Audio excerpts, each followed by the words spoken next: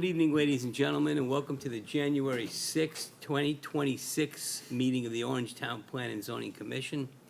I am Commissioner Ozzie Parenti, and with us this evening, Tom Tarenti. Paul Kaplan. Jenny Bowser, Recording Secretary. Bonnie Side, Court Reporter. Kevin Gornell. Jay McGuire. Jack Demerjen, Zoning Administrator. okay, and Happy New Year, by the way, 2026. All right, got a few things on our agenda this evening. Let's start with the minutes from the December 2, 2025 meeting. Has everyone had a chance to look those over? Yes.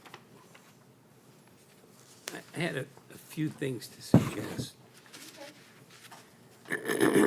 Excuse me, I got a bit of a cold. My voice sounds stranger. On page 2,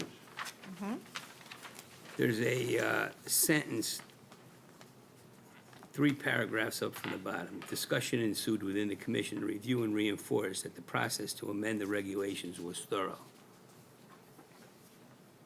I'm just not sure what we're trying to get at there. I mean, I like to think that everything we do is thorough. I don't- think you were just stating it. Was that, I just, Doesn't add anything, but I think you were just. Maybe it was just confirmation that the noticing procedure was done. I think that the discussion was basically a reiteration of the steps going through and the public outreach and everything that resulted in the final, Final draft. yeah. I mean, You want to promote? I kind of want to take it out only because I'm not Okay. sure what it refers to, Sure. you know? I don't really remember as to when we were going through it, so I I'll mean, remove it doesn't add anything to Okay, the. it's removed. Okay, and then at the bottom of the last paragraph on the page, the second sentence, to amend Article 1, Sections 383, 14, et cetera, of the Orange zoning regulations regarding short-term rentals. There's nothing here that ties that to what we actually reviewed and approved. You know, we had a couple of different drafts, and what I would suggest adding is, after short-term rentals, in accordance with the changes highlighted on the attached copy of the regulations, of the regulation amendments. Okay. Can you just tell me that one more time, Yeah, please? in accordance Once- with the changes highlighted on the attached copy of the regulation amendments, just so it's clear what we ultimately decided would be the new regulation. 'Cause we Okay. talked, Got it.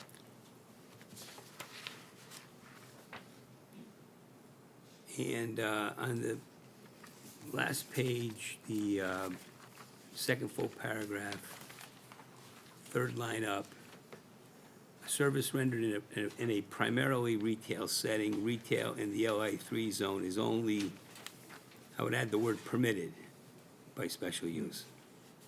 Permitted by special use. Right. Okay, got it. And that's all I had. Thank you. Do we have a motion to approve the minutes? Motion to approve the minutes of December 2nd, 2025 as amended. Okay, do we have a second? Second. We have a motion to approve the minutes. It's been seconded. All those in favor? Aye. All right. I'll abstain as. That's right, Tom wasn't here for that meeting. All right, next item is old business. Does anyone have anything they'd like to discuss under that topic? Well, it's a new year, so we shouldn't have any old business, right? All right, we'll move on to new business. Yeah, the election of officers is required by Section 7.1 of the Town Planning and Zoning Commission bylaws. So, on the first meeting in January on even-numbered years, Judy left, so who was the vice chair, which is why you got took, kicked. you got kicked up to vice chair, and Kevin is currently our acting secretary. But the terms end now, so now we have to formally. My glorious reign is over? Yeah, No, probably not. Well, We'll see. If you look at the write-in campaign, yes. so yeah, so the bylaws say in every even-numbered year, calendar year, as in 2026, we need to elect officers. The officers are the chairman, the vice chairman, and the secretary. I'd like to make a motion for Ozzy to continue being the chairman of the cafe. Do you want to be vice chair? No, You sure? yes, we need to We probably can get your reward name right. your many years of public service. The Peter Principle? I haven't proven that Yes. that I can't do it yet. Although you have a good voice for reading the public notices. I've been practicing. All right. That could be it. Kevin just wants to read the public notice. Yeah, he's got some work to do. All right, so someone prepare, Yeah. you're, I assume I'll you're willing move to that do we keep, who's the, Me as the chairman. secretary? There's Well, no- I mean, do we need somebody to make this motion who's not? Yeah, I think it should be, we could Tom do or all, Jay? yeah, we could do all at once. I Yeah. think that's fine, but I think Tom or Jay maybe should initiate that motion. I'll make a motion to retain the officers as previously agreed upon. With Uh, Ozzy Parenti as the Ozzie chairman, Parenti as chairman, Paul Kaplan Paul as the Kaplan vice as chair. vice chairman. Kevin and Cornell as Kevin Cornell as secretary. secretary. All right, we have a motion to, to elect the officers for the next 2 years, right? It'll be a 2-year. 2028. Do we have a second? It's been seconded. All those in favor? Aye. Aye, okay. Thank you, everyone. The discussion of House Bill 8002 with Town Attorney Owen Weaver, let's put that to the end. Sounds good to me. agree. And that way we So can, moved. Do we have to make a motion for that? Yeah, we'll just formally, we'll do it. To push discussion of House Bill 8002 with Town Attorney Owen Weaver to the end of the meeting. end of the agenda, last item on the agenda. Okay. All those. So moved. So we have a second? Second. It's been seconded. All those in favor? Aye. Thank okay. you.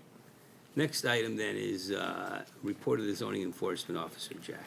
The only thing I have to make everybody aware of, the town engineer and I several weeks ago sat down with a representative of UI, their engineer, and then the GC who will be leading the job for the next stage of DOT's Boston Post Road widening project.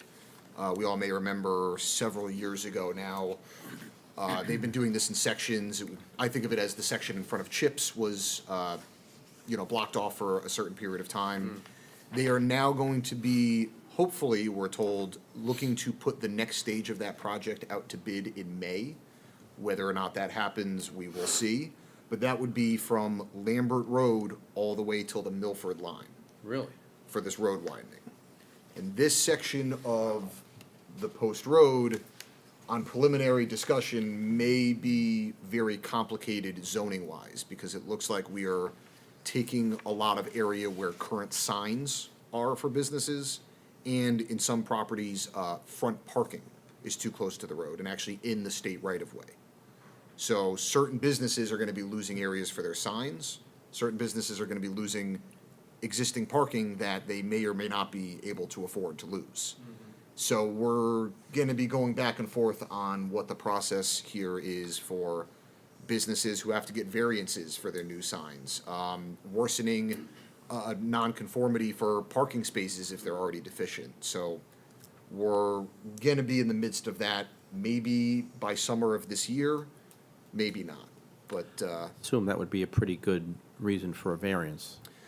I think so too, but it comes down to who's responsible for getting the maps done for the ZBA to review. Whose responsibility is it to go in front of the board and present all the data? I mean, this is a DOT job. Right. I'm gonna use IHOP as an example here. The owner of IHOP is not gonna be able to go in front of the ZBA and break down the whole project for them. So it raises some questions of who's gonna be doing what, who's responsible for paying for these plans, and pulling the permits through the town. Is there even area that is capable of having a sign? We're using up a lot of their area that makes sense to have their sign, where we're basically pushing them back into their existing parking lot. So it's gonna raise a lot of layout questions here. Nothing we could do to avoid it, but But yeah, we're looking at that potentially starting sometime this year. Okay. Anything else? Don't think so. Any questions for Jack? Okay. So let's move on to the 8-24 referral for a municipal improvement. Is Mr. Brinton here? Do you want to come up and tell us about the project? Sure. Yeah, we'll come right up here. How are you, Bob? Good. Good. Yeah, I mean, Orange hasn't had a lot of subdivisions with roads of late. Obviously, there were a lot many years ago. Could you introduce yourself for the record? please? Sorry, Bob Brenton, the town engineer. Thank you. So this was one of the roads, so Skyview Road off of Grassy Hill was existing, and then there was a re-subdivision approved by planning and zoning, and the developer, over a period of time, built out the lots and finally finished the road, and has asked the town to accept it, and submitted the as-built, suitable as-built drawing, and town attorney reminded us it's a requirement to come to planning and zoning, so you're supposed to, make a recommendation to the selectmen, so that they can act on accepting the road. Bob, I just have, it's okay if I Yeah, absolutely. So I was looking at the map. There's an access road at the end of the cul-de-sac? I believe it's just like a fire access, it's not For, Does it- for where does- Fieldstone. Yeah. And it leads to someplace? Leads to Fieldstone. the It does, condos, okay. yeah. Into I didn't- the- I But I couldn't think tell it may from be That would- gated, right? I believe it is gated, Yeah. yes. That was a fire safety Yeah. issue. But it's not a through Right. for the public. Correct. Who has the key? Fire marshal and emergency services, I believe. Okay. Yep. Your wife with a bolt cut. I was thinking the same thing. I can feel the dog having it already.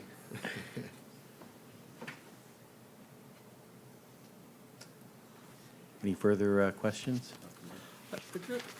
Just have one for my own edification, seems like a really long cul-de-sac. I mean, generally, there's a limitation on how long a cul-de-sac. 750 or 1,500 or something? This just, You'd have to talk to the planning and zoning commission members. They approved the subdivision? okey-doke. No, well, it's not gonna be a problem anymore anyway, Yeah. right? It's gonna be a through, No, it's worse. It's still a cul-de-sac, and it's longer. Good, good. But, it is what it Yeah. is. I was just wondering, I mean, this is all in accordance with the re-subdivision Yeah. plan. I'm Right, this fine is with the Like plan that was, 2010, I think, or something like Yeah. that. Earlier than that, I think. Earlier. Yeah. so So, the developer, one of us has been on although he it. took a long time to do it, carried out the yeah. approved plan. Okay. Good enough, thank you. All right, thank No you. questions. Thank you, sir. Thank you, Bob. Yeah, so, I mean, this is, we've done this many times, approved 8-24. And, the statute says, I'll just paraphrase it, no municipal agency or legislative body shall relocate, substantially improve, or acquire land for abandoned, sell, or lease any airport, et cetera, until the proposal to take such action has been referred to the commission for a report. I don't know exactly what kind of report we're gonna provide, but what we've done in the past is just say, we see no objection to the project proposed. And in fact, we already, like. It was it's- built in accordance with the plan. Yeah, it's done the way it was, the way it was planned. So unless there's any other questions, take a motion on approving it. I'll move that we approve the 824 referral municipal improvement from Robert Britton, Director of Public Works, to recommend the acceptance of the extension of Skyview Road and the release of the turnaround to the Board of Selectmen in that it was constructed in accordance with the filed plan. All right, do we have a second? Second. Okay, we have a motion, it's been seconded. Any further discussion? All right, all in favor? Aye. Okay. All right, public hearings. We have one. It is the application for special exception permit or use submitted by George Norden for property known as 250 Indian River Road. If you recall, we It's for the gym. Correct. Right. We right, opened this at the last one. We opened this at our last meeting, on December 2nd? December 2nd. Yes. And we continued it to this meeting. We don't have to read the legal notice back in. No. We did it last time, so, Yeah. yeah. I thought of that. Oh, well, good, thank you. So is the applicant here? I'm here this time. Oh, good, okay. Would you come to the podium, please? Introduce yourself. All right. My name is George Norton. I'm the owner of Joint Effort Exercise. We're an exercise center for people over the age of 50 that don't want to go into the big gyms with the big buff bodies and the tiny little athletes running around. Our model is kind of different. It's like a cross between physical therapy, personal training, and a gym to provide an affordable way for people to get professional guidance while they exercise. And I want to also apologize for not being here last time. I was at my daughter's basketball practice, so I apologize for that. And also the copies that were provided were light, so I apologize for that. That's more or less it. Can you tell us the hours of operation that you envision? Sure. So Monday, Wednesday, and Friday. So we have 5 other locations up the Shoreline and in Cheshire. The hours kind of vary, but for the Orange location, it'll be Monday, Wednesday, Friday, 7 a.m. to 5 p.m., and then 9 a.m. to 4 p.m. on Tuesdays and Thursdays. I'm sorry, Tuesdays and Thursdays it was, 9 a.m. to 4 p.m. thank you. Jack, we have sign offs from the, We do, there really wasn't much for them to look at because there's no site alteration here. So there was not a site plan for department head review. didn't even have to go to fire marshal or anything? Nope, they're not changing anything on the exterior here. Yeah, I mean, you know, what's been provided since the last meeting is helpful in at least identifying the space within that building.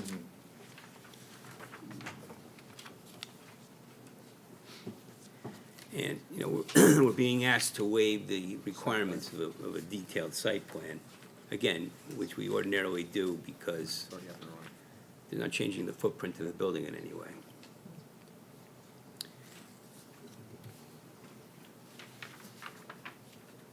Okay, any other questions for the applicant? No, sir.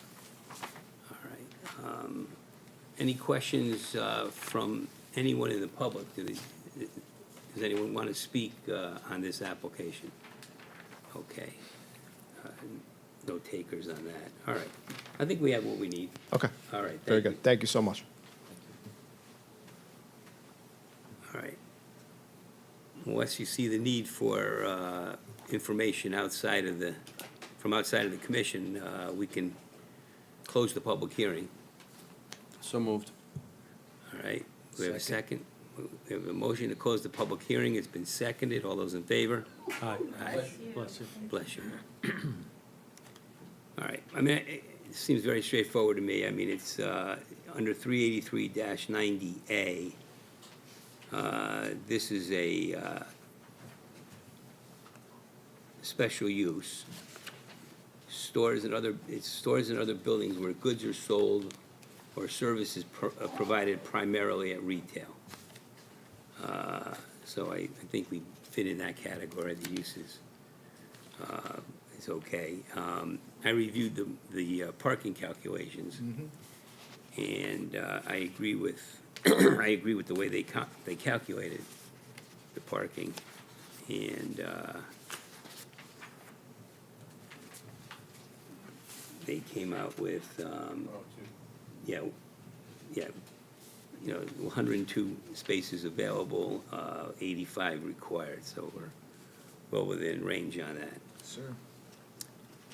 Seems like a good use to me, especially with the, It's a great use. yeah, Yeah, it's consistent with all the medical uses in the building. yeah. And the, across the street, the affordable, Yep. I mean, the. Memory care. Yeah. Yeah. So, I don't know, I think, yeah, it's in, you know, harmonious with the other uses in the neighborhood, and with that, I think, That's to remind you that much of Orange is north of 50 and Right. using these things. So, absent any other questions or any need for more discussion, we'll take a motion to approve.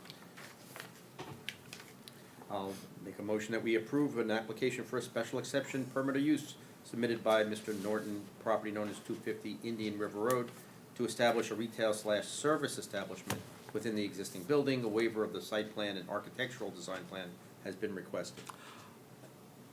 Shucks. One thing?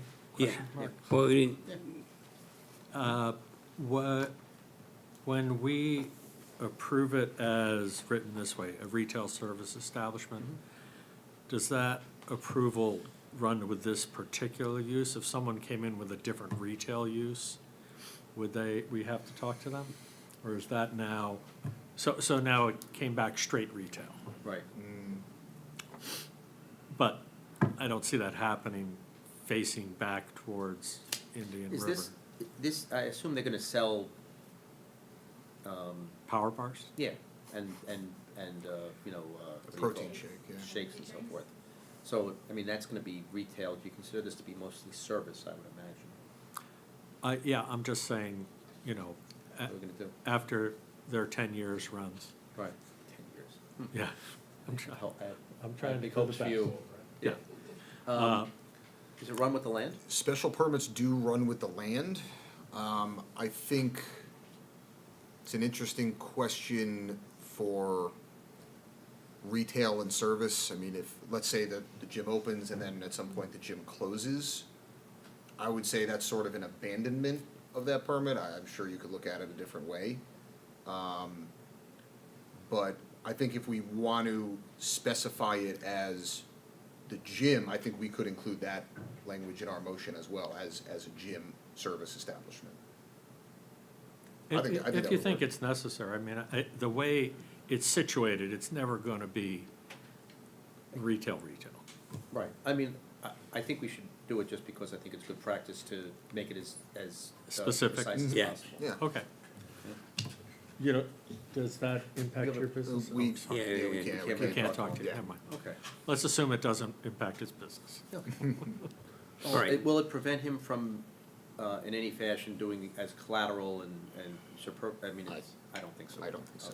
Okay. So I'll amend my motion to say that the approval should be to establish a fitness center within the existing building.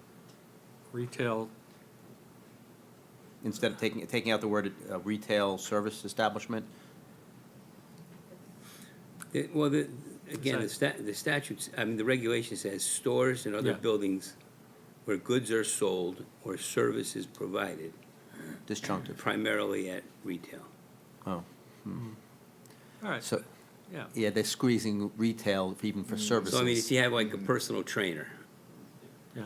I mean, I Yeah. think that would be services. It's, If you sell some Gatorades, that's, you know. yeah, Ride the horse we came in with. okay. I'll go back to my first one.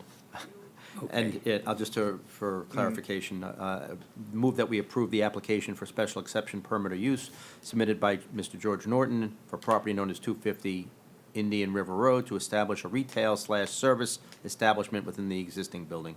A waiver of the site plan and architectural design plan has been requested. As part of your motion to. Approve. Approve, To waive it. to waive waive it, it. yes. Yeah, okay. Yeah. All right, so we have a motion to approve the application and to grant a waiver of the site plan requirements.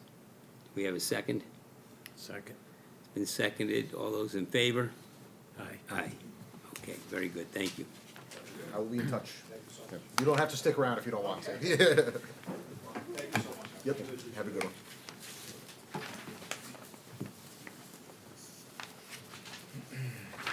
Hello, sir. Happy New Year, everybody. Nice to see everyone. Thank you, Owen. All right, so we have Owen Weaver, Town Attorney, joining us at this time. And he's gonna So review. we can scoot down if you want. I think he's gonna use the projector here. All right. Come come over on your side. Thank you, sir. None for Do I you. get one? No, No? I gave yours to Bob. This was, Got one? There's an extra one. Hey, thank you. You do get one. Moving up in the world.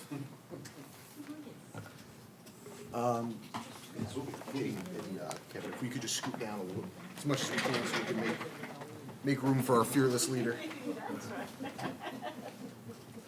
Sir? Oh, now Kevin Cornell. No.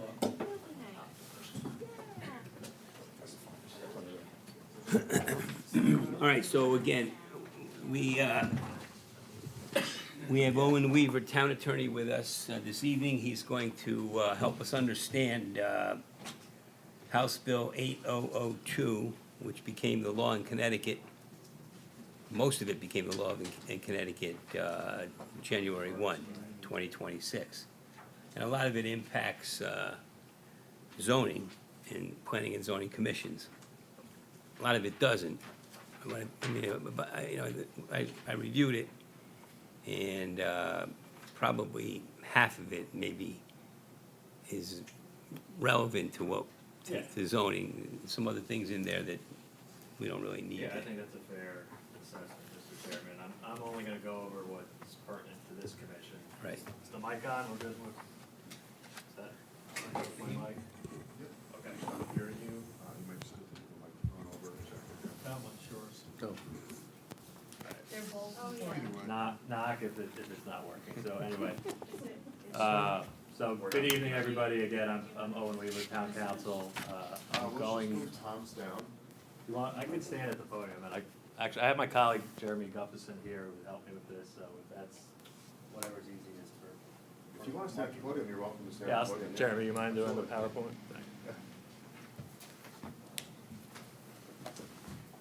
Hello, everybody.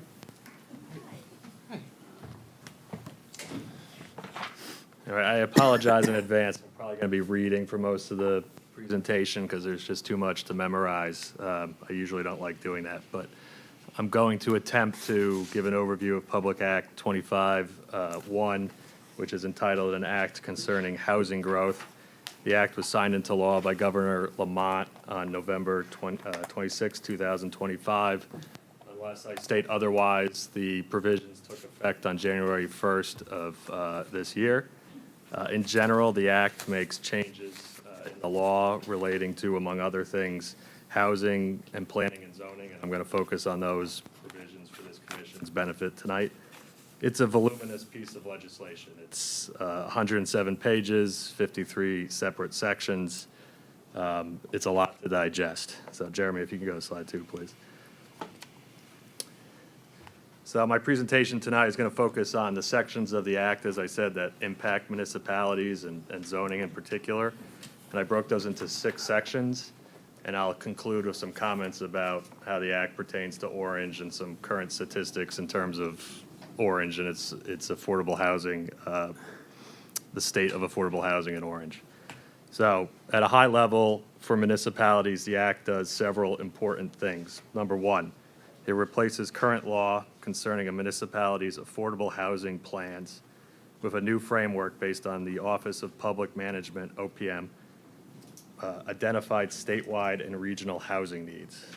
Number 2, it creates an alternative standard for municipalities to qualify for a moratorium under General Statute Section 8-30G if it creates an overlay zone known as a priority housing growth zones.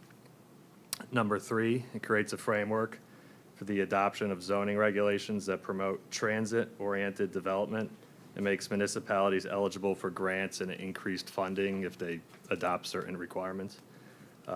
Number 4, it requires municipalities to allow certain middle housing and mixed-use developments on parcels zoned for commercial or mixed use, subject only to a summary review process. Number 5, it generally prohibits conditioning approval of a smaller residential development on a minimal schedule of off-street parking requirements unless certain findings are made. For larger developments, developers may rebut a parking schedule minimum that may apply. And then there's some other changes that I'll quickly go over towards the end. So slide 3, please. And feel free to jump in with any questions you may have. I'll just caution from the get-go, I probably can't answer them at this point, but I'll do my best. So I'm going to begin with what is perhaps the most significant piece of the legislation, and this aspect is mandatory in terms of implementation for municipalities. And on the main cover, I give the sections of the legislation if anyone chooses to read it at some point later. Next slide, please. So as I said earlier, the act replaces current law on municipal affordable housing plans with a new framework. A housing growth plan consists of a municipality's policies and procedures that promote or enable housing developments to meet the municipality's affordable housing goal.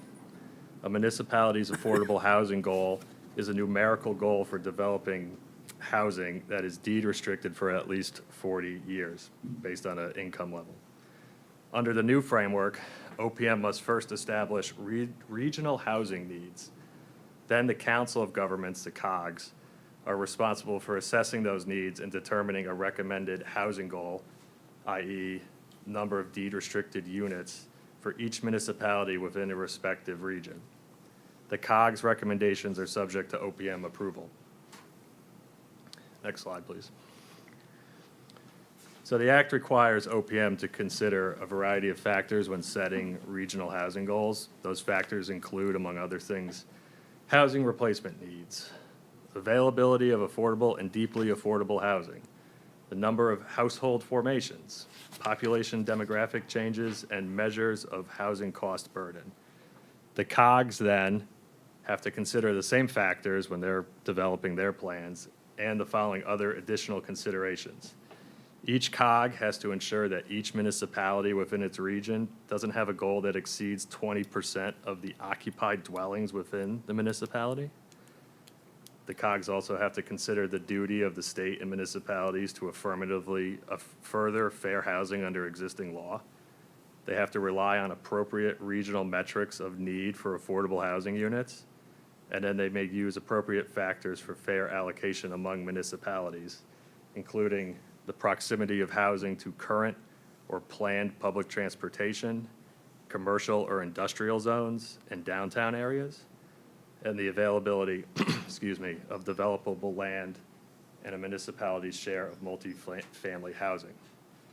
The COGS can increase a municipality's goal if it has a higher equalized net grand list per capita, a higher medium income, or lower population share with income below federal poverty rate, or living in multifamily housing in relation to the other towns within that COG region. Next slide, please. So the act requires each municipality to either adopt its own housing plan or opt to comply with the regional housing growth plan of its respective COG. So we've done that, right? I mean, we've adopted a housing plan. Correct. I think 2 or 3 years ago. I think it was 2022, yes, Yeah. you opted to comply with your COG's housing plan. I don't think that's going to be sufficient for going forward, so you do have a housing plan on the books, but that'll have to be updated, so. Updated to take the new factors into account. Right, yeah, because that plan didn't take into account these regional housing goals that OPM is to come up with under this act. So it might be a starting point that I'll talk about later, but it's not, we can't sit back and say, we have a plan, thank you, no further action is needed. So like I said, the act gives municipalities 2 options. You can go with the COG plan, or you can develop your own plan. Municipalities that comply and show steps that have been taken to implement either their own plan or the COG plan may become eligible for Housing Growth Program grants, which is a new program that's part of the legislation. Municipalities that do not comply cannot apply for new moratoriums under section General Statute, Section 8-30G. Jeremy, next slide, please. So let me just take a moment to explain what that is for, I know the commission knows this, but for those who may be watching, an affordable housing development under 830G is either an assisted living or assisted housing, or a set-aside development. The former is generally government-assisted housing, and the latter is a development in which, for at least 40 years after initial occupancy, there's at least 30% of the units are deed restricted based on specific household income limits. In a traditional application to a planning and zoning commission, the burden is on the applicant to demonstrate that the project complies with the town's zoning regulations. If that project gets denied, the applicant can appeal to Superior Court, and the applicant must convince the court that the commission acted arbitrary, illegal, or abused its discretion in ruling on the application. When a developer, however, brings an 830G application, the burden shifts to the commission, and that burden stays with the commission if an appeal is taken to Superior Court. However, only municipalities that have less than 10% of its housing stock as affordable housing and that have not qualified for a moratorium are subject to this alternative procedure. Next slide. Owen, Yep, we, in Orange, we're under a moratorium now? correct. Is that going to be curtailed because of, No, it's still good until run its September of 2028. So, The moratorium is not against, or doesn't prevent applications. It just changes the burden of proof. Right, right. yeah, but it's, We also don't get to reapply for another moratorium Yeah, after, we if we comply. don't have this. yeah, I was just curious as to whether or not also correct. it would be curtailed.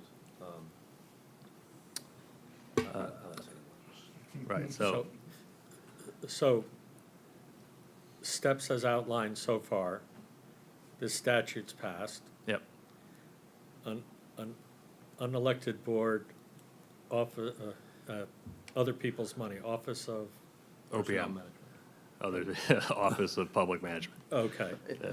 those guys get to set goals for Regional goals. Regions. Yep,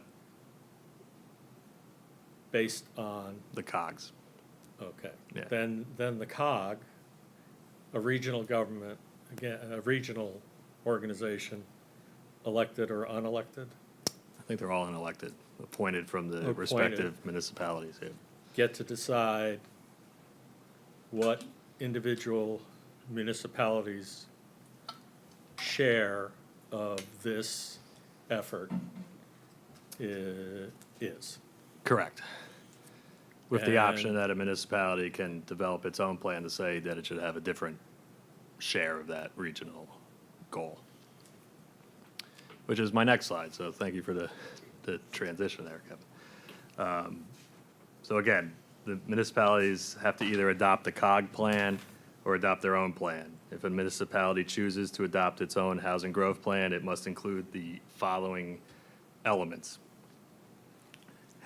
First, housing growth policies that the municipality has adopted or must adopt to reduce specific regulatory barriers to the development of dwelling units in the municipality and to promote the development of additional dwelling units in the municipality.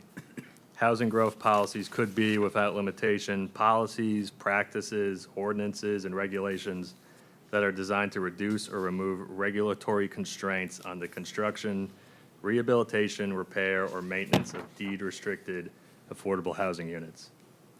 This could include fee waivers, fixed assessment agreements, tax abatements, expedited hearing procedures, alternative funding sources, donating municipal land, or entering into agreements with developers, among other things. Number two, it has to provide an explanation of the plan's consistency with the municipal, regional, and state plans of conservation and development. And B, any plans adopted by the local Water Pollution Control Authority. Number three, it has to identify A, specific zones or parcels that could be developed via a summary review process. I'll get into what that means later. And B, the maximum residential density for each area. Number four, it has to provide strategies the municipality has adopted or will adopt to promote the development of diverse housing types. Number five, excuse me, it has to include an inventory of developable land within the municipality. That term means any land that can be feasibly developed or redeveloped based on commercially reasonable assumptions for residential or mixed use. I don't know what that is, to be quite honest. It does not include, 1, land already committed to a public use or purpose, 2, parks, recreation areas, or open space subject to conservation easement, 3, land otherwise subject to an enforceable restriction, 4, wetlands or watercourses, and 5, areas of at least 1/2 acre of continuous land that are unsuitable for development due to topographical features. Owen, are these entirely new? I mean, does our housing plan that we have address any of these? Yeah, so I read the housing plan today. It does not have this sort of detail. Pretty in cookie it. cutter. Yeah, yes. Number 6, an explanation how the plan conforms to and implements the requirements of the Zoning Enabling Act on addressing disparities in housing needs. Number 7, it has to identify the projected infrastructure needs and improvement needs to meet the municipality's housing goal. Number 6, it has to contain an implementation schedule for the policies, strategies, and other actions identified in the plan. And finally, it has to identify projected wastewater capacity of the municipality. The municipality may hold a public hearing with at least 35 days' notice on any proposed plan, and it must post copies of any draft on its website. The plan, if a municipality chooses to do its own plan, it has to submit it to OPM for its review and approval. OPM has 120 days to accept or reject the plan. The plan also has to be submitted to the COG 90 days before submission to OPM. If the municipality, if that plan differs from the COG plan, then the municipality must notify the COG in writing of the reasons for the difference. The COG must comment within 60 days. I'll have a timeline later, giving dates for those options. Towns in the South Central Connecticut Council of Governments, which Orange is a member, must submit to OPM by June 1st, 2029, and then every 5 years thereafter. Towns cannot obtain a new moratorium on 830G if it's delinquent in submitting its plan. Next slide, please. So that brings us to the second major piece of the legislation, which is priority housing development zones. This is optional. And this part of the act creates an alternative standard for municipalities to qualify for an 830G moratorium. And again, it's an optional piece of the legislation. And just to reiterate, as I discussed earlier, under existing law, municipalities where a certain percentage of its housing stock is affordable are eligible for a moratorium on appeals taken under 830G when it can show that it has added a certain amount of affordable housing units over an applicable period of time. This is measured in what's known as HUE points. Under the act, a municipality can take advantage of a lower threshold to obtaining a moratorium if the municipality adopts an overlay zone meeting certain requirements. And again, that zone's called a priority housing development zone. Next slide, please. So what is a priority housing development zone? In short, it's an overlay zone that covers at least 10% of the municipality's developable land and allows for specific minimal housing densities and multifamily development as of right. A priority zone must, 1, be consistent with the local or regional housing growth plans, 2, consistent with the state plan of conservation and development, and located in an eligible location. That means an existing residential or commercial district, can't put it over an industrial zone.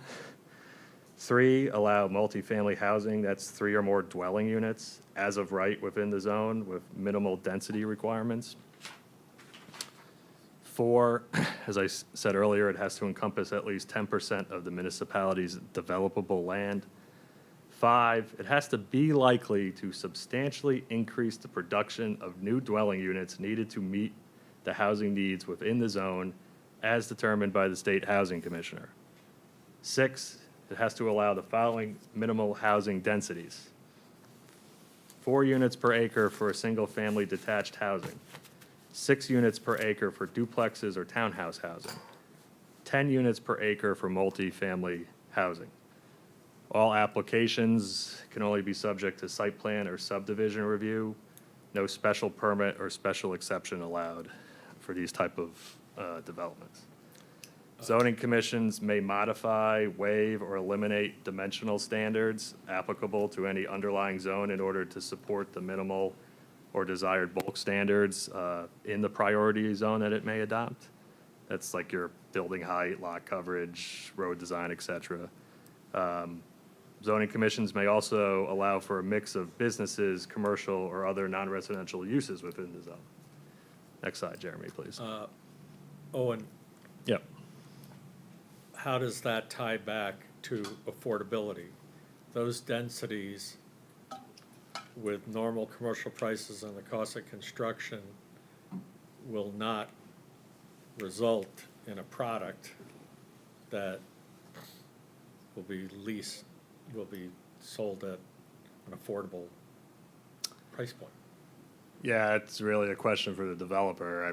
Unfortunately, I'm just a town attorney. I'm not building projects, so. Well, so we make these efforts. Right. They're not economically feasible to a developer who's trying to make a profit. What's the point? Sorry, that's rhetorical. Right, I mean, but the legislation tries to incentivize it by giving additional funding to municipalities or open it up to different grant programs. I mean, I guess presumably you can try and tailor that to the mechanisms that a municipality would attempt to use to entice a developer, right? A tax abatement agreement or something. I mean, maybe these monies offset revenue loss to entice somebody to come in and include 30% set aside or what have you. So Yeah. I don't know if that answers your question, but. No, it's, yeah, sorry, I'm just watching the movie.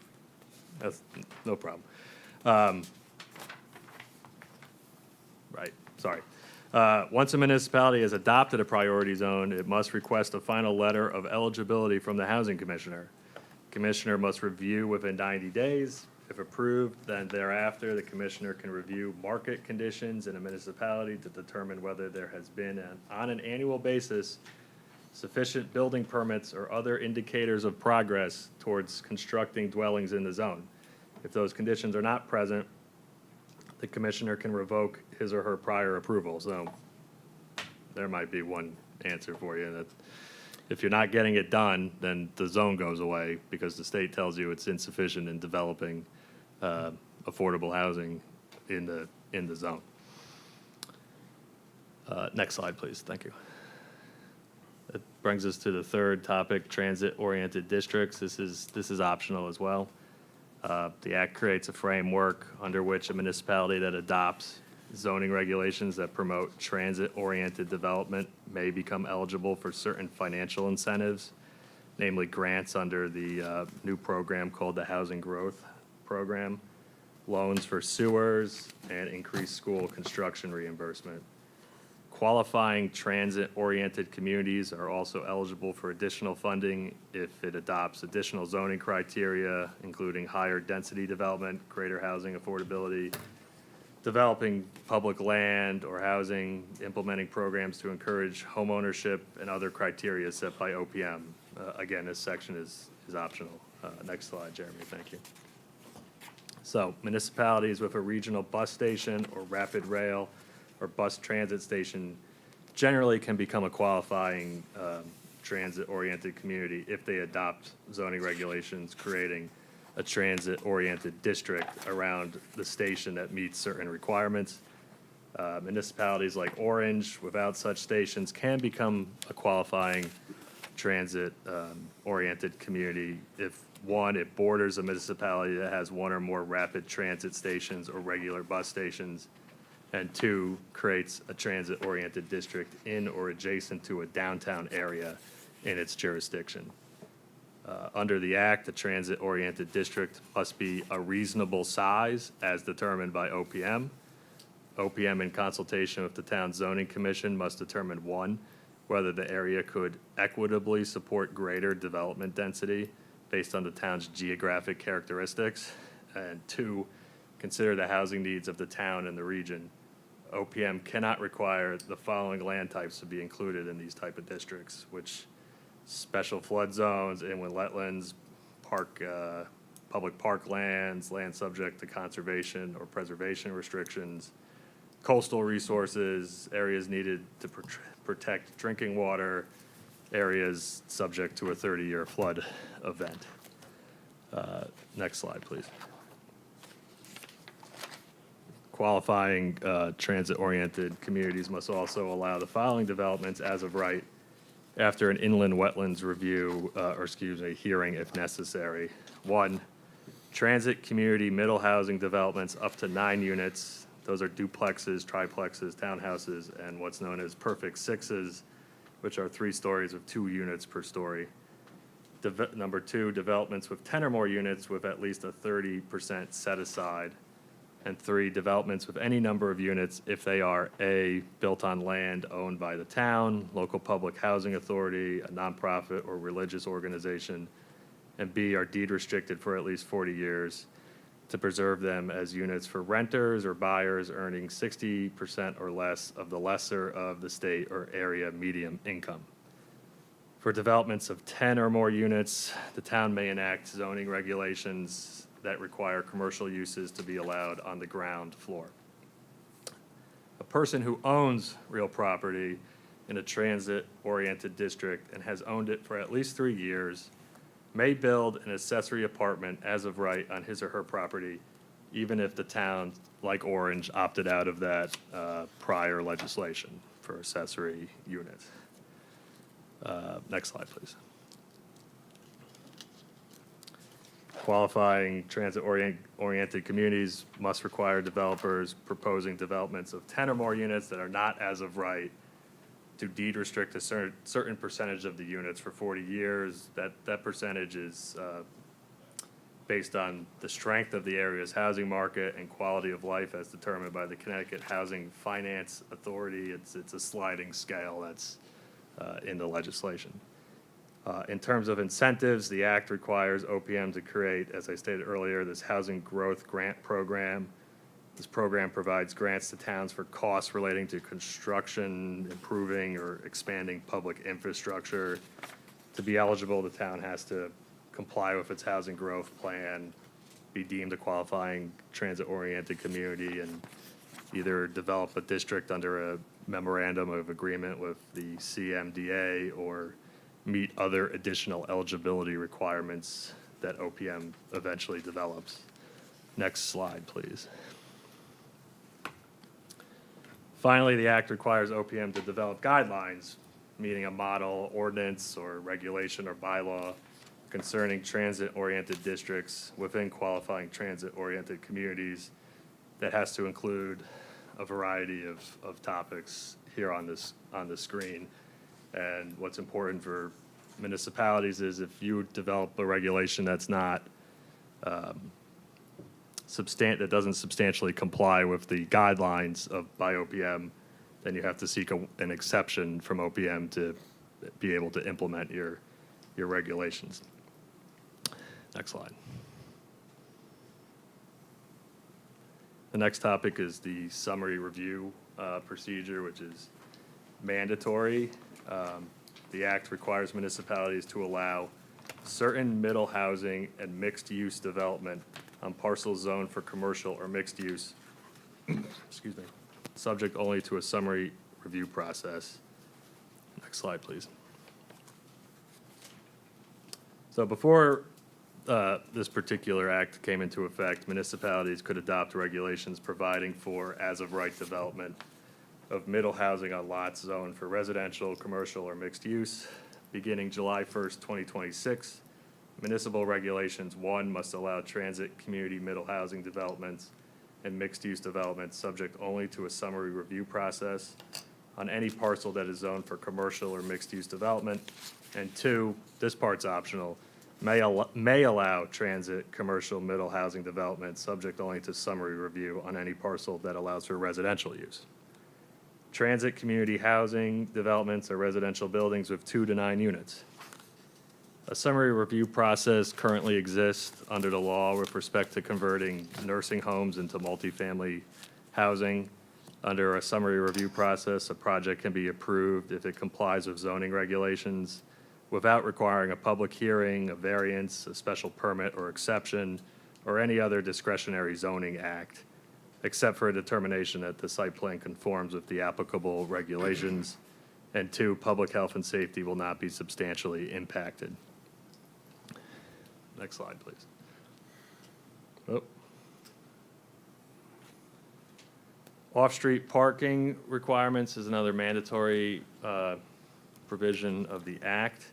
The act repeals provisions of existing law on allowing parking requirements for dwellings and replaces these provisions with new parameters for determining parking requirements for residential developments. Beginning July 1st, 2026, towns cannot reject a proposed residential development with fewer than 17 units solely due to a failure to conform to a requirement for off-street parking unless the lack of parking will have a specific adverse impact on public health and safety that cannot be mitigated through approval conditions that have no substantial adverse impact on the project's viability. There is an exception for developments in areas designated as conservation and traffic mitigation districts. Under the act, municipalities can adopt up to 2 such districts and can impose minimal parking requirements on residential developments with up to 15 units proposed within those districts, subject to a rebuttal by the developers. Each district cannot be more than 4% of the municipality's land area, but they may be contiguous. OPM must approve any proposed traffic district. For developments of at least 17 units, municipalities can adopt parking requirements, but developers can rebut the same. Municipalities must allow these developers to submit a parking needs assessment to the ZEO or commission. The commission must then condition approval on the construction of the lesser of the following 2 options. Number 1, 1 space per dwelling of less than 2 bedrooms and 2 spaces per dwelling with at least 2 bedrooms, or the number of spaces recommended by the parking needs assessment conducted by the developer. Next slide, excuse me. No, sorry, that didn't give you the heads up. Next one, Jeremy, sorry. All right, other changes. We're getting to the end. Next slide, please. Just a couple other pieces of the legislation I want to point out. It changes the process for protest petitions. Under existing law, a zoning regulation passes by a simple majority unless a valid protest petition is filed. If that happens, it increases the threshold to 2/3 majority. For a protest petition to be valid under prior law, you had to have at least 20% of the owners of parcels in the area of the lots included in the proposed change or within 500 feet in all direction. The act increases that percentage to 50%. The act also prohibits municipalities from installing or constructing hostile architecture. That's the sort of thing that prevents somebody from sitting or sleeping on public land or public buildings. The act also makes manufactured homes be treated like any other home. It eliminates the minimal size requirement that was previously existing in the law. Now, all manufactured homes that meet federal standards are to be treated like other dwellings, regardless of how small. And then finally, the act requires municipalities with at least 15,000 people to create a fair rent commission by January 1st, 2028. Prior law threshold was 25,000 people. Next slide, please. So I'm gonna conclude tonight with a brief discussion about the current state of affordable housing in Orange and what steps the town has to take to implement the provisions that I spoke about earlier tonight. I'll start off by saying, as I kind of started with, as we sit here tonight, I can't answer every question about the act, and I can't tell this commission or the town what the full impact of the legislation will be, because it's simply too new, and it's very contingent upon what OPM does. going forward. But in the interim, I can't say, next slide, please, what following action items have to be addressed in the near, the housing growth plan that the COG develops, or if it's going to do its own plan, and again, that's mandatory.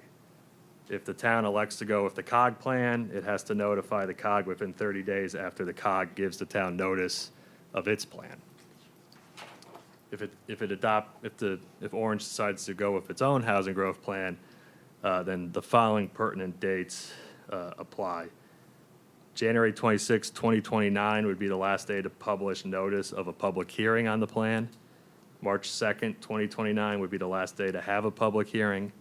March 3rd, 2029 would be the deadline to submit the plan to the COG for its comments and review. And if the plan differed from the COG's affordable housing numbers for the town, we'd have to explain why in writing. And then finally, June 1st, 2029 is the deadline to submit the plan to OPM. The second action item is to decide whether to adopt a priority housing development zone. That's the same for whether to adopt a transit-oriented district. The fourth would be to implement the summary review process. This is part mandatory, part optional. Again, its effective date of July 1st, 2026. This may require regulatory amendments to be decided by this board. The fifth is to implement the off-street parking. Again, that's mandatory and it's effective July 1st, 2026, and that may require regulatory amendments by this board. Next slide, Jeremy. So I can make the following comments as to where the town currently stands with respect to affordable housing. As of the 2020 census, the town had a population of 14,280. The town likely does not have to create a fair rent commission based on that number, though if it's a different benchmark for population and we're over 15,000, we would have to. According to the newly adopted POCD, the town has 11,190 acres of land. 23% or so of that land is dedicated to open space. You have 100 acres held by the Orange Land Trust. You got 230 acres by Racebrook Track, 376 acres, I think, at Turkey Hill Preserve and some other smaller parcels. That land is generally not subject to development under the act. But the town is 80% of the town is zoned residential.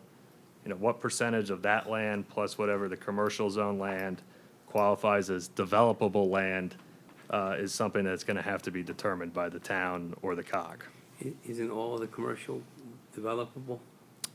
If it meets, you know, reasonable, if it could be developed or redeveloped under commercially reasonable standards, then potentially yes, or maybe a commercial lot is too small to cram any affordable housing on it, and therefore that lot doesn't meet that commercially feasible, whatever the phrase was earlier that I read.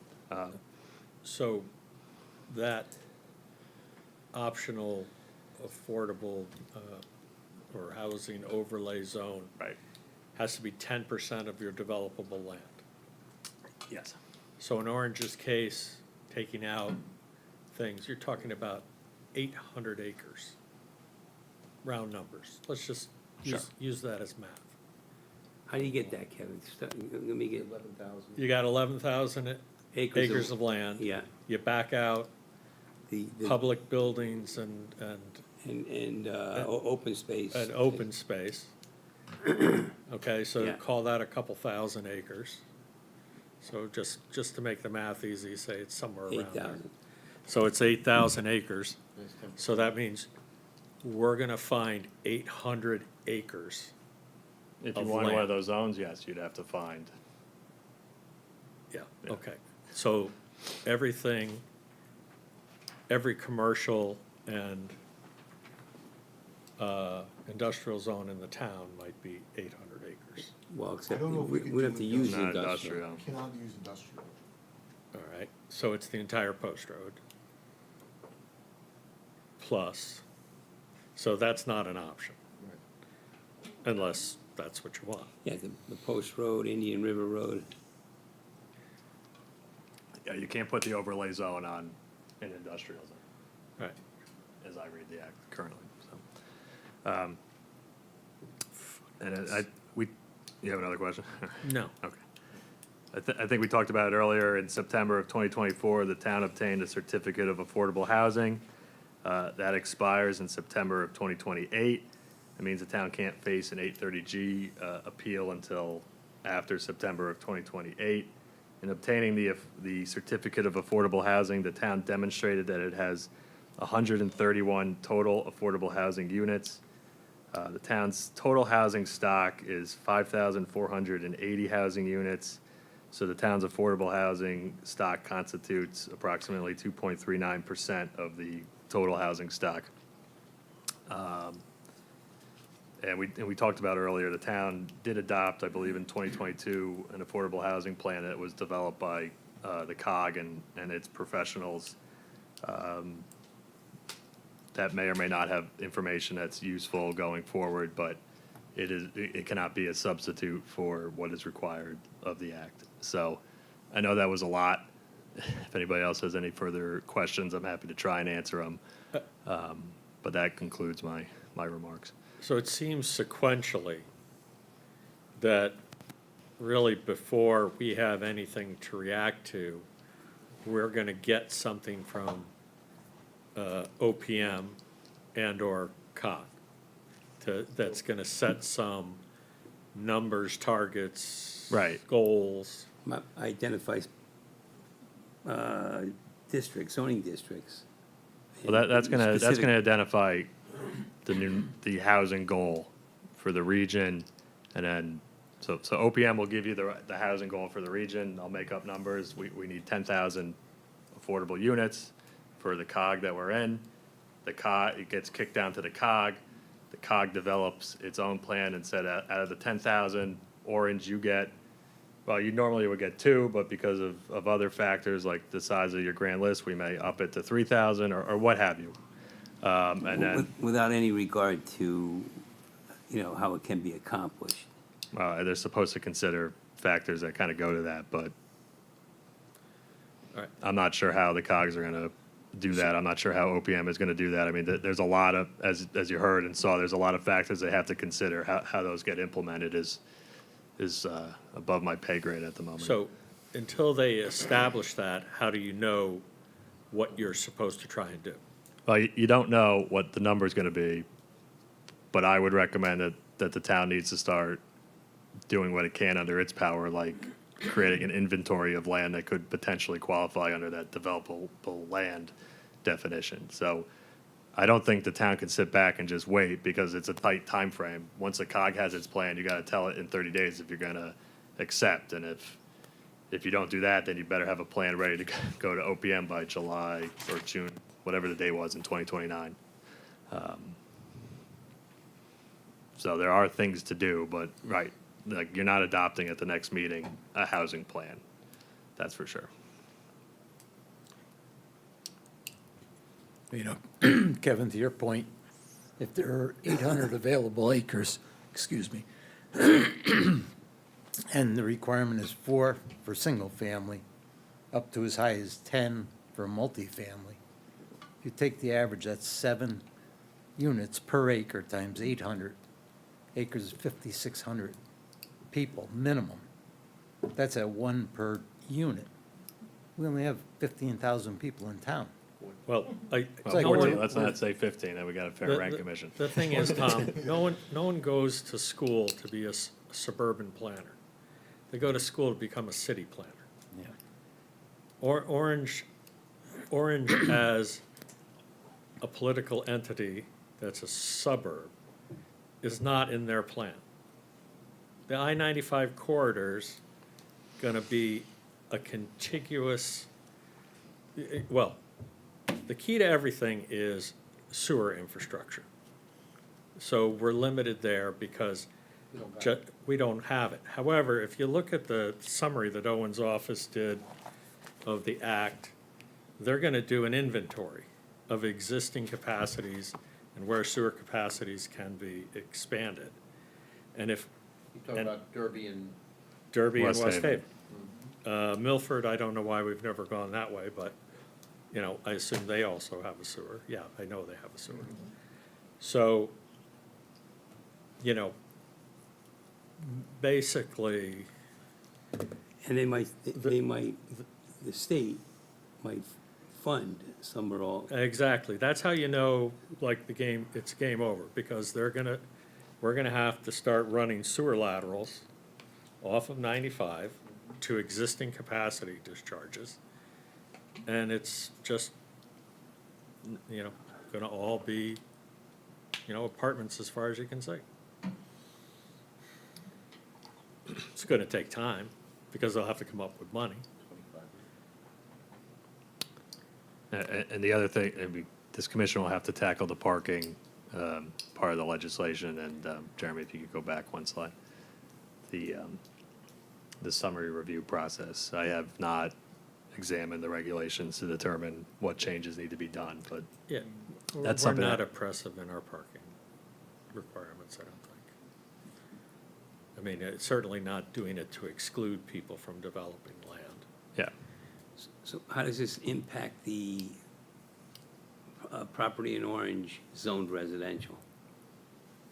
Well, at the moment, there's no, you know, immediate impact, but depending on I mean, could, what the housing goal is and then what, I mean, the town has to come up with policies and practices that it's going to use to get rid of regulatory barriers for affordable housing, right? So, I'm just talking hypothetical, I don't want to say that this is going to happen, but you could say, well, you know what, we're going to allow, what was the density for, we're going to allow 8, you know, townhouse units on 1 acre in any residential zone. notwithstanding the minimum acreage requirement that we have in our regulations. Right, for these middle housing, right, yeah, it kind of blows us out of the water, so.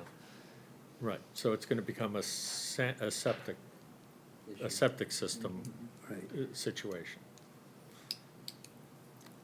You know, That's gonna be the big issue. yeah, but I mean, the direction is clear that we are no longer going to be empowered to regulate housing. It's Well, just to a how much long is lesser it gonna degree. take, you know, and how's it gonna manifest? You know, and these unelected boards at the regional and state level are gonna make decisions on what the town is gonna be composed of and how it's gonna look. And they're just throwing us a couple fig leaves to say, well, this is where we'd put it if we have to. And then when that's not enough, you know, it's gonna go everywhere else. vertically. Vertical still needs a sewer. Yeah, you would think. Top comes down, always on top. I don't know. That's one thing that bill doesn't address at all, that I recall, is infrastructure. They, I mean, there might be other provisions, like, yeah, you know, I focused on what I thought was most pertinent for the board. right. Like I said, it's 107 pages and 50-something sections, so I'm sure there's something out there that probably needs to be addressed too. But right, I mean, those priority overlay zones just get rid of the dimensional standards of the underlying zone to encourage whatever density is wanted or required. So, yeah, it doesn't really, to the extent it addresses infrastructure, it kind of pushes those bulk requirements aside.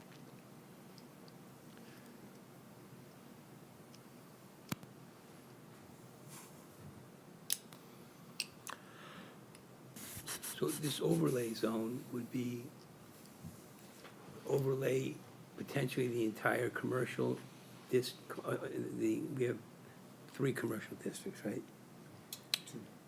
C1, C2, and C3. I thought there was C3. C1, C2 with LI 1, 2, 3, 4, 5. The overlay, 1, 2, 3, 5. Yeah, I think that's probably a little homework assignment to figure out how many acres are in there. In the commercial zone? Yeah, because the commercial zone, look, when this gets forced down, you know, and it's here, the only infrastructure that exists is along the 95 corridor and the 34 corridor. You know, because they could clearly make you force up development up Grassy Hill, across from Fieldview Farms, there's some farms. That's where they comes in now, right, from Derby? Yeah. Yeah, so it Yeah, they're depends. serviced by Derby, and then the Post Road is West Haven. Right. What I'm getting at, though, is if you would prefer to see the higher density residential in the commercial district as opposed to the residential district, you'd be proactive in creating that overlay zone Right. in the commercial, in the commercial C1, C2 districts. Provide, yeah, I mean, you gotta hit that 10% threshold of developable land, so. So we need some math. Right, that would be, my recommendation regardless of what the board wants to do is get an inventory of parcels and land, what it is, kind of back out of it as this board was talking about. You can't do public land, you're not, public buildings, deed restricted properties, those can't be used, and then what's left. And then, you have the topography issues for some, but that would probably be the first assignment. If you build commercial on it, you can build housing. Basically.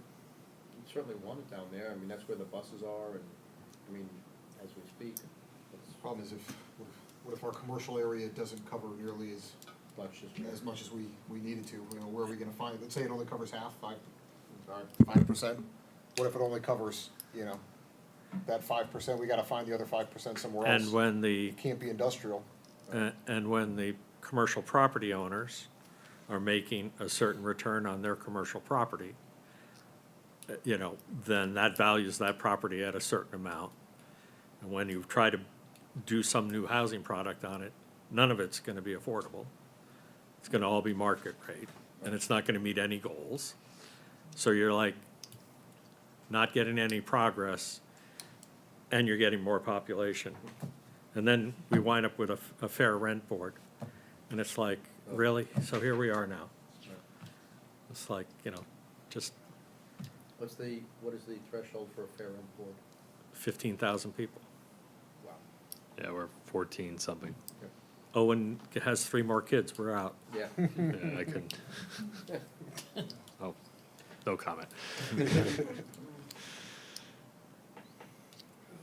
So the next step for us as we,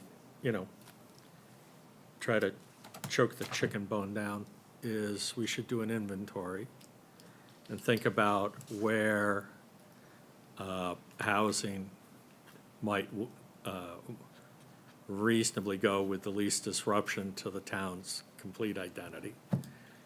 We do have some areas identified in our POCD for potential development. It is not going to cover the 10%, I think, so I will start calculating how many acres of commercially zoned property do we currently have? And we'll go from there.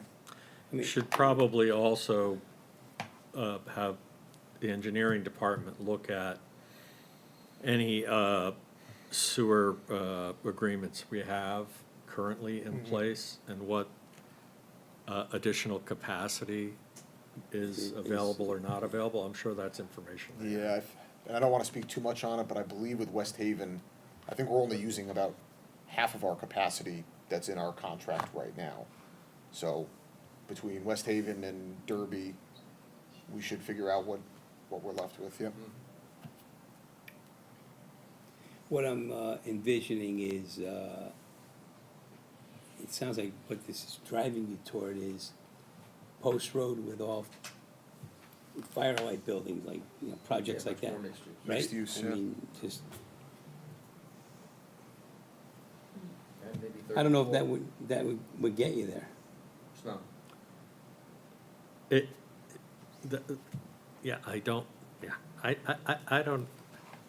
I don't see any of this as actually going to be achieved anywhere, in the state outside of you have a train station and you can build a 15 or 20-story building next to it, I would try that. if we don't have one of them. But, I mean, and if you were gonna say that those transit-oriented districts would have to be, again, at the periphery of Orange by West Haven or Milford Right. on the Post Road. So I don't think Amazon's going anyplace. You know, Kevin, that's exactly what they did in Milford. They just put up probably half a dozen 6 to 8 story buildings right by the train station. Yeah, that's what the vision is for the entire I-95 corridor. To meet, you know, these sort of density requirements.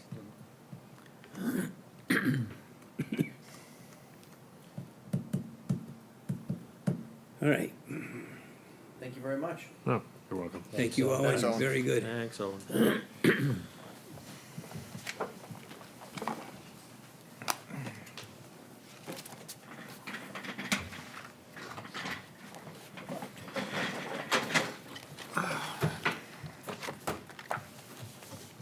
Well, it doesn't sound like we are in a position to do anything right away, as in work on a housing plan. I'd like to do as little, I'd like to be as efficient as possible in what we need to do, but based on what we've done before and how we went in with both feet, Yeah.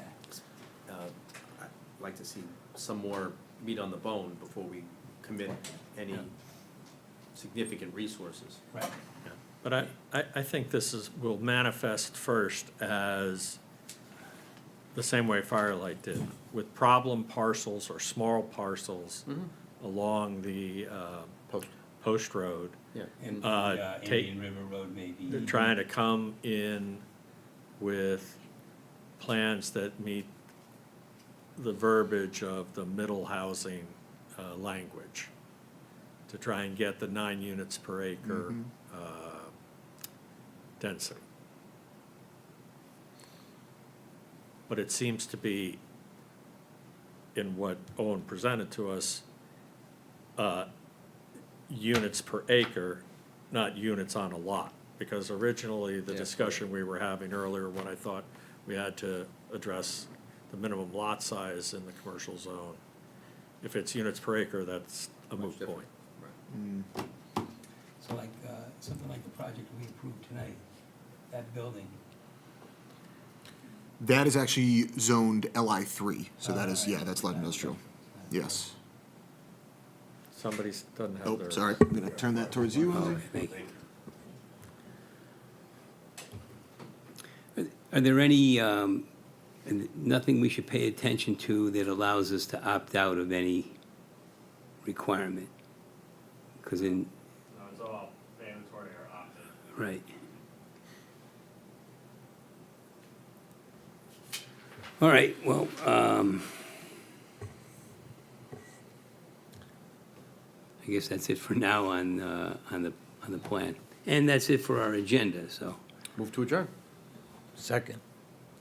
all those in favor? Aye. Aye, okay, thank you.